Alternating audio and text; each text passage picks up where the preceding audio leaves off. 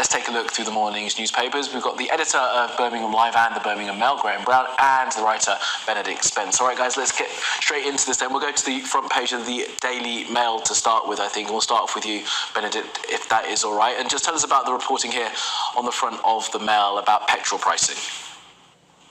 Yes, this is tremendously upbeat news to go with everything else that's very positive this morning, and that is that in addition to there's train strikes across the country, there's railway companies saying that people shouldn't travel unless it's absolutely essential, and talk of potential strikes at airports causing chaos. This is the news that it's going to cost a lot more.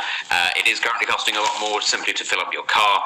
And obviously, the Mail is leading on the line that it's going to make Christmas a lot more difficult, but the RAC say that the average cost of filling up on diesel is about just under £15 more expensive than it was last year, and that petrol is about £4. But the key thing here is that it's about petrol is about 7 pence more than it was this time last year per litre, and the RAC say that it should be 15 pence less. And the reason why this is the major supermarkets, the 4 major supermarkets in this country, where you can often go and fill up as you do your groceries. They are refusing to pass on drops in the average cost, the wholesale price of fuel, which are being seen at smaller independent petrol stations. So if you go to an independent one, you're more likely to save money than if you go to a supermarket.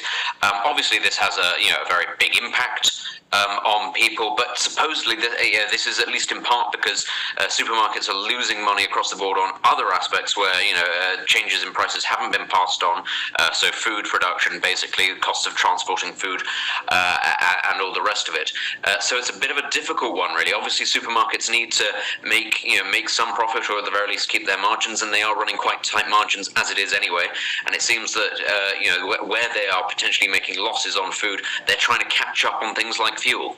Yeah, absolutely. It's amazing. I've noticed a difference from what it was 180 earlier this year to being about 150 now. But I guess as the Mail said, it should get cheaper than that. All right, Graham, let's keep it moving on. We're going to go to a story inside the Guardian, and this is about Twitter. Chief Twit Elon Musk is going to stay on, even though he lost his poll as boss until he finds a replacement.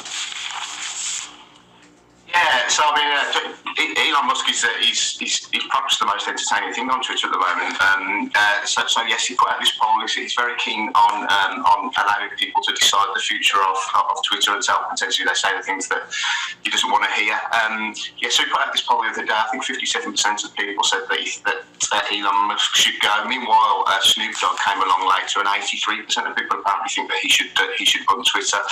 It appears like he's now relented on his love of democracy, and he's potentially going to continue to run Twitter. And I don't know whether that's good news for Twitter, but it's good news for the entertainment of people watching it. It certainly is entertaining. I wonder how strong that love of democracy was in the first place. Let's keep moving on, Benedict, and we're going to go to this one, which I hopefully it's going to make us smile a little bit. This is the Education Secretary, Gillian Keegan, who was filmed on this very channel wearing a Rolex, and now she's hit back at what she's calling inverted snobs.